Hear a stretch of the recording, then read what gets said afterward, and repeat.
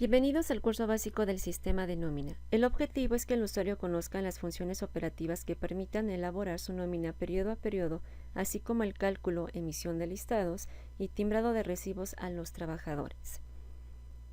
Para dar de alta la empresa es necesario acceder al menú Archivo, opción Nueva empresa. Enseguida mostrará la ventana en la cual se colocarán los datos correspondientes a la empresa. Estos datos los podrá asignar de acuerdo con sus necesidades. De igual manera, es importante recordar que aquellos parámetros que indiquemos en esta ventana van a ser de manera general o van a causar un efecto en los cálculos de manera general en las diferentes nóminas que demos de alta. De igual manera, es importante identificar aquellos campos que no son modificables una vez que se da de alta la empresa. Primer campo, número de compañía. El sistema da por default el número consecutivo del último registro que se dio de alta.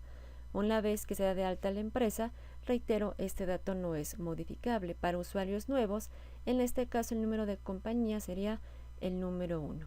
Razón social. Colocamos la razón social que corresponda a la empresa a dar de alta o bien a crear. Campo directorio. Permite crear la carpeta en el que se almacenará la información de la empresa. Este es un dato no modificable una vez que se aplica el alta. Es importante dar de alta a la empresa de acuerdo con el tipo de sistema que se tiene. Si el sistema es en red, se tiene que dar de alta a la empresa en red.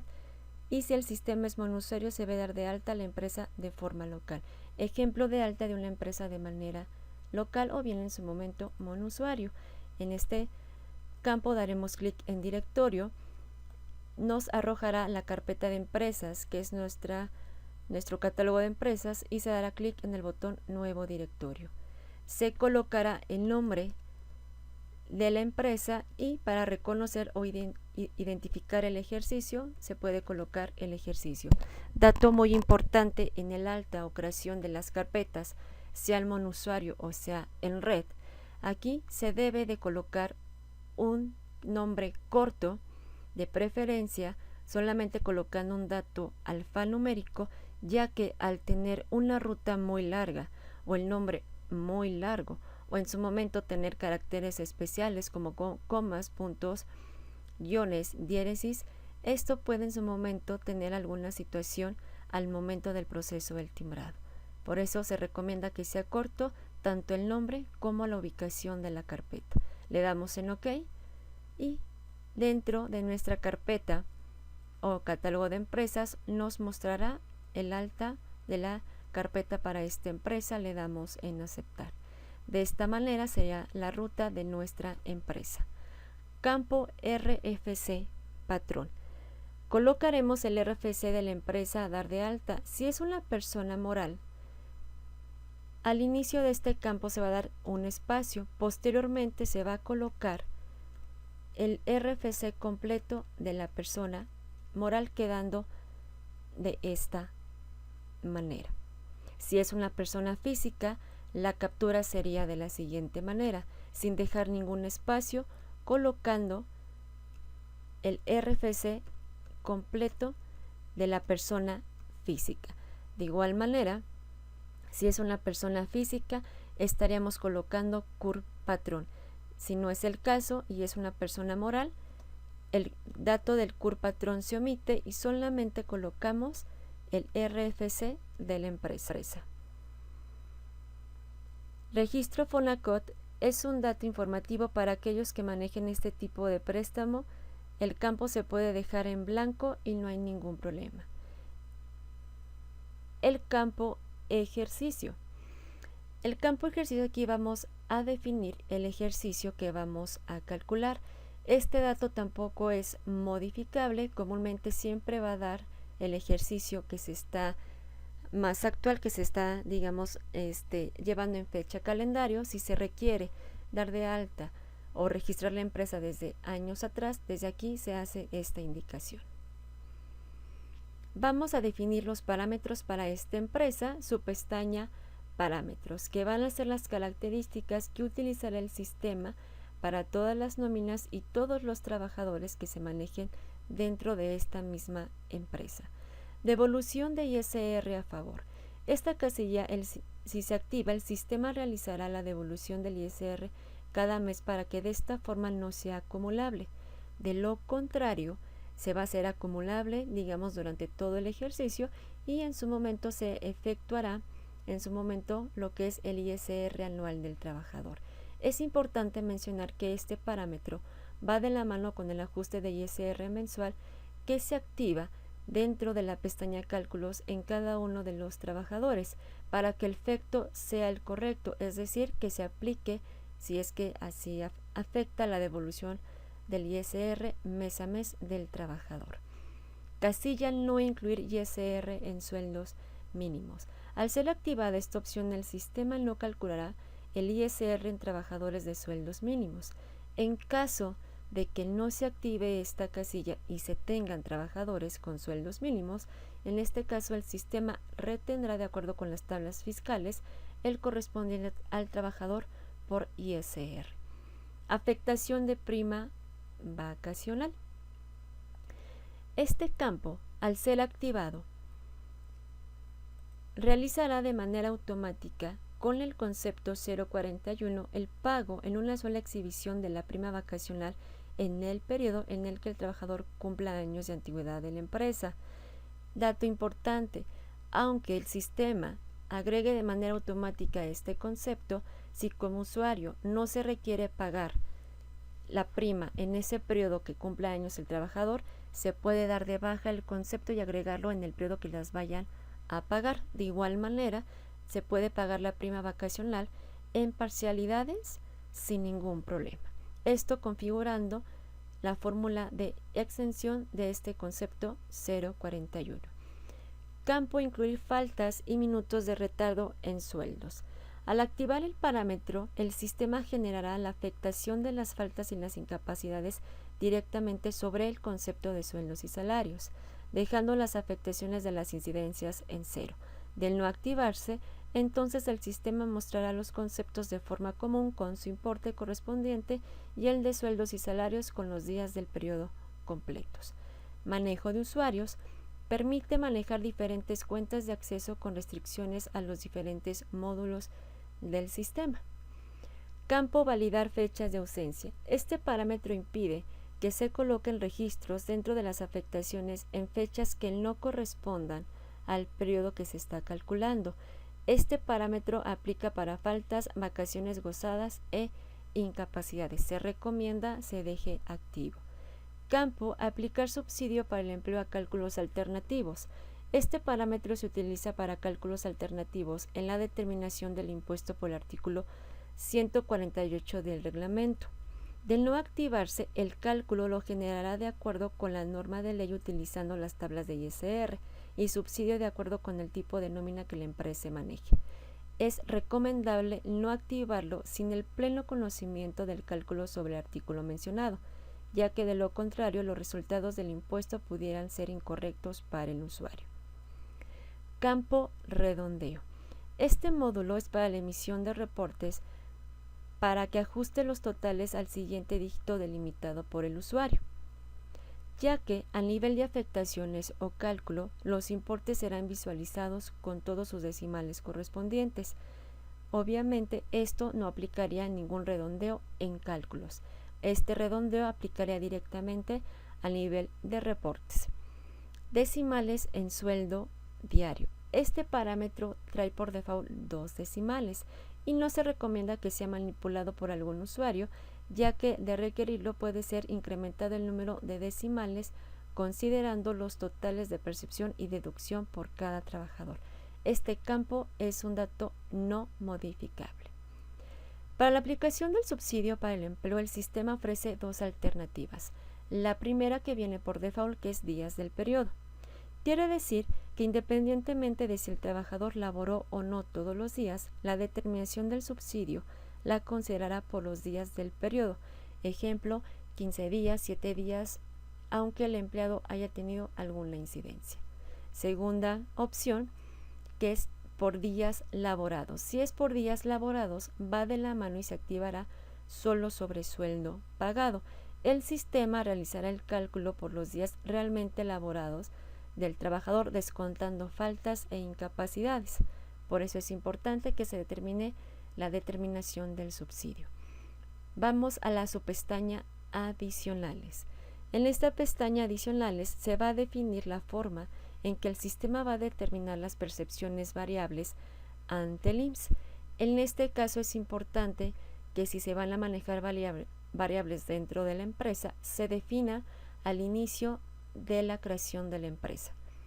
El campo de percepciones variables siempre se va a indicar siguiente bimestre, que es tal cual lo maneja el Seguro Social, y este dato es un campo no modificable. La aplicación de días en percepciones variables, aquí el usuario puede indicar si se va a considerar en base a días naturales o bien con la opción descontar faltas e incapacidades para esta consideración de los días en las variables sin ningún problema. Lo que es el campo de fomento al primer empleo, que es porcentaje de ISR y porcentaje de deducción, son datos informativos los cuales no afectan en el alta de la empresa o en algún otro cálculo. Campo otros. Tenemos dos opciones. Días para cálculo artículo 174. Se asignará de manera automática el dato de 30.40. Esto para el cálculo de PTU y aguinaldo cuando se determine el impuesto por este artículo, que es el artículo 174. Seguro de daños a la vivienda. Se asignarán los 15 pesos correspondientes al seguro que descuente el Infonavit al bimestre. Esto quiere decir que si yo coloco aquí estos 15 pesos y así lo voy a manejar en aquellos trabajadores que tengan descuento de Infonavit y se registre dentro del sistema, al bimestre adicional al descuento que se le hace al trabajador por el Infonavit se sumarán estos 15 pesos. La previsión social se puede marcar o anual o por periodo, y porcentaje de alimentación no es necesario que se parametrice. El campo factor de integración, por default el sistema trae el mínimo por ley, que es 1.0452. Si se maneja como empresa un factor diferente de integración, aquí lo estaríamos colocando para que de manera automática el sistema, con la fecha de ingreso de los empleados y obviamente cumpla un año, se asigne el factor de integración y este, sumado al salario diario, nos determina el salario diario integrado. Es decir, le estamos indicando al sistema, colocando el factor de integración y adicional activando la casilla cálculo del factor de integración, que el sistema me haga la determinación automática del factor y que obviamente me dé en automático lo que es el salario diario integrado. Pestaña aplicar UMA A. En esta subpestaña le indicaremos al sistema a qué cálculos le aplicaremos el valor del UMA, considerando que al activar alguna casilla afectará el cálculo de todos los trabajadores, es decir, en su momento partes exentas, por ejemplo, finiquitos, PTU, aguinaldo, en su momento importes de IMSS Infonavit, determinación exenta de horas extras y bueno, si se llega a manejar previsión social, de igual manera se estaría indicando. En el campo UMA Infonavit, aquí realmente se estaría colocando lo que es el valor del UMI, que este dato se asignará cuando se determine el descuento de empleados con base a cuota fija UMAS y siempre se estaría colocando el vigente del valor del UMI. En la pestaña Empresa, aquí vamos a colocar los datos de la actividad empresarial, que en este caso sería el domicilio fiscal y el código postal y bueno, todos los datos correspondientes de la ubicación del centro de trabajo. ¿Por qué código postal? El código postal es un dato requerido importante para el proceso del timbrado. De igual manera, todos los datos que coloquemos dentro de este campo se van a mostrar al nivel de reportes y en su momento en el proceso del timbrado. De igual manera, aquí estaríamos asignando lo que es los datos del representante legal, que sería nombre completo, su RFC, su CURP y en su momento lo que es el email. ¿Por qué el email? porque si en su momento queremos configurar el envío por correo electrónico de los CFDIs a nuestros trabajadores, se pretende que se utilice el correo electrónico del representante legal, que es lo más viable. Una vez dados de alta todos nuestros datos en la pestaña Empresa y haciendo énfasis en código postal y los datos del representante legal, podemos pasar a la pestaña Trabajador. Aquí en la pestaña Trabajador, el sistema estaría colocando las características de pago o bien cálculos para todos los empleados si es que son similares. Esto obviamente desde la pestaña Trabajador podemos definir estos conceptos que se considerarán para el pago de los trabajadores. La casilla o la opción ingreso anual mayor a 400,000, si se activa o se llega a activar en ciertos trabajadores, el sistema no realizará el cálculo anual a los trabajadores que tengan dicho ingreso. Las opciones sindicalizado y trabajador a destajo son meramente datos informativos. Independientemente de los parámetros que indiquemos aquí por default, no quiere decir que estos siempre sean los cálculos que se le van a aplicar al trabajador. Estos cálculos se pueden activar o desactivar en cada pestaña de cada uno de los trabajadores. Pestaña Contabilidad y pestaña Bancos es la configuración para hacer la integración de los sistemas para contabilidad que genere la póliza de provisión o de pago, y de bancos para obviamente generar el cheque o en su momento lo que es la dispersión, las cuales se ven a detalle en lo que es en el curso avanzado. La pestaña Agenda, si se llega a activar, nos estaría manejando una agenda en las afectaciones del trabajador cada que ingresemos de este apartado. Es más que nada un recordatorio de algunos movimientos que tengamos que realizarle al trabajador. Si no la requerimos, no la activamos sin ningún problema. En la pestaña CFDI vamos a colocar todos los datos correspondientes a lo que es la configuración para el proceso del timbrado. Es importante que se vaya reconociendo todos los datos que debemos de tener asignado en esta pestaña CFDI. En CFDI tenemos la subpestaña Certificado. Aquí es importante poner atención a este aviso. Los archivos llaveprivada.key y certificado.cer deberán ser los de su certificado de sello digital y no los de su firma electrónica. Es importante no confundir los certificados del sello digital que vamos a utilizar en estos parámetros para el proceso del timbrado con los de la firma electrónica que realmente no ocuparemos dentro de los parámetros.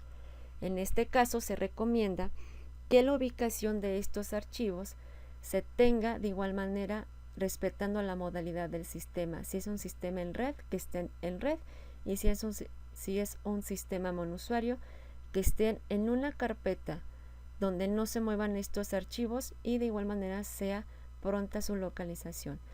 En llave privada vamos a señalar la ruta donde están estos archivos. Aquí localizaremos, por ejemplo, la ruta o la carpeta, y de manera automática al abrirla nos estaría mostrando el archivo correspondiente. Vamos al siguiente, que es certificado, y aquí colocamos el certificado. Aquí están colocados de manera monusuario, de manera local. Reitero, si es en red, debe de estar al nivel de red. Versión CFDI, siempre vamos a seleccionar 3.3, que es la versión válida de la autoridad. En campo Password llave privada. Este es un campo en el cual se tiene la opción de colocar la contraseña del certificado del sello digital que se requiere para el proceso del timbrado. Si yo llego a colocar el password dentro de este campo, quiere decir que cuando yo realice el proceso del timbrado ya no me va a solicitar esa contraseña. Si así se requiere utilizar, lo podemos hacer sin ningún problema. Esto a lo mejor en su momento para optimizar ciertos procesos, o en su momento podemos dejarle en blanco y que realmente cuando hagamos el proceso del timbrado se coloque la contraseña. Este realmente es un campo abierto. Aquí ya es decisión del usuario si lo asigna o no. Validar RFC del certificado. Aquí no se va a activar esta casilla. Esto para evitar que envíe algún mensaje de que el RFC no corresponde con el de la empresa por una validación que hace contra el certificado. Campo número de timbres para avisar es la cantidad de timbres que colocaremos para que el sistema nos avise cuando estén por terminarse y de esta forma poder adquirir más timbres con nuestro agente de ventas y no nos quedemos con algún pendiente de lo que es algún timbrado. Campo RFC patrón tercero. Cuando una empresa otorga el servicio de outsourcing como prestadora de servicios, este dato se refiere en caso de ser la empresa que va a emitir el CFDI y que está dada de alta en el sistema.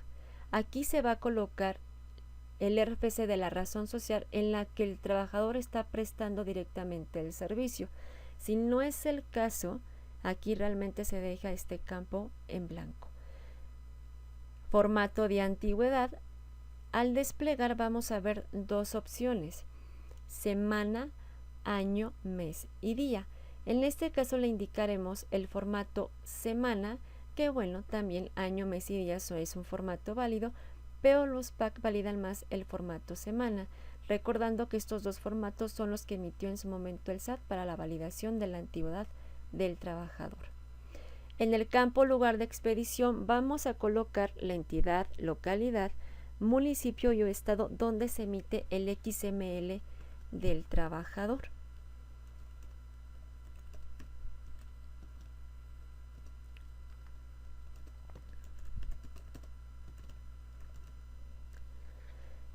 En el campo régimen fiscal, para este dato el SAT ha publicado el catálogo donde se va a seleccionar el régimen fiscal correspondiente a la empresa.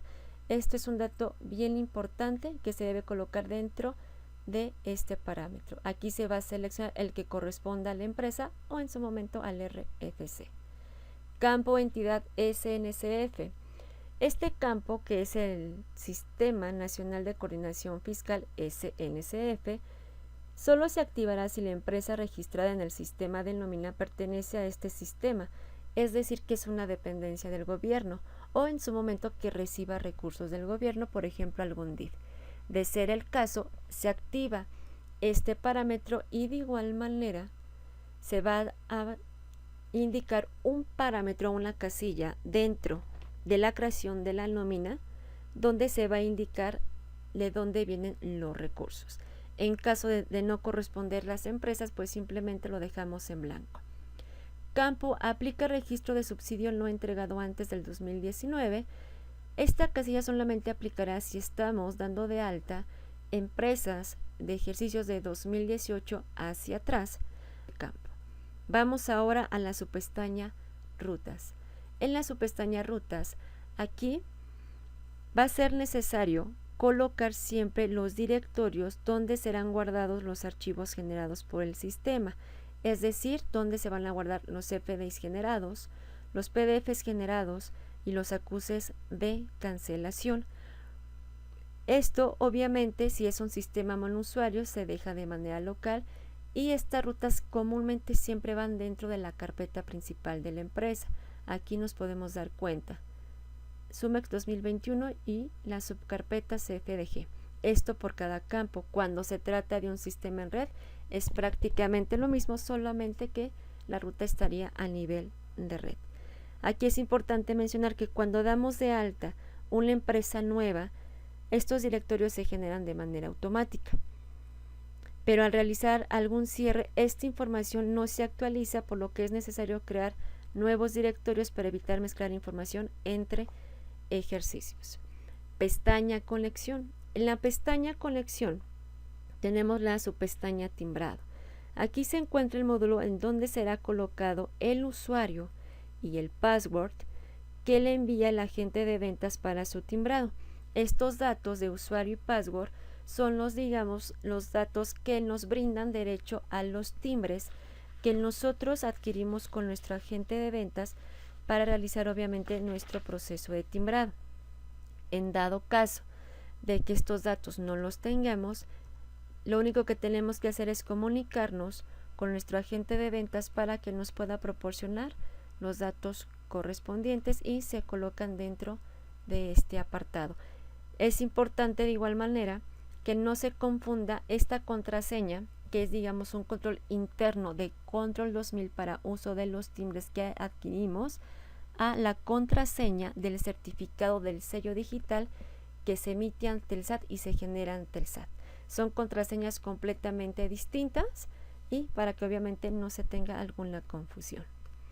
En el campo IP siempre se va a mostrar lo que es C2CAL, no se va a modificar absolutamente nada. Y el campo validación contra esquema, si se llega a habilitar este parámetro, el sistema realizará la validación contra el esquema del CFDI. No se recomienda que se active y que en esta manera el PAC aplique la validación correspondiente.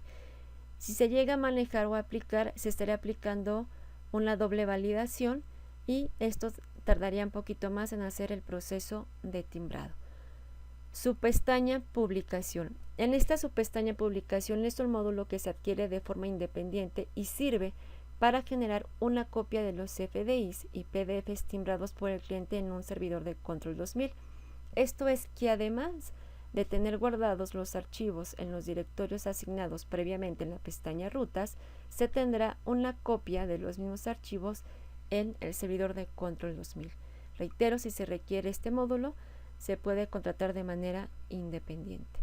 En esta pestaña de email se configurará el envío por correo a los trabajadores de los recibos CFDIs timbrados. Ok, aquí de igual manera la configuración se estaría aplicando una vez que se dé de alta la empresa, ya que por el momento aquí, como no están todas las tablas creadas, pues bueno, no se puede hacer la configuración, pero se puede regresar una vez que se dé con palomita verde a configurar esta parte.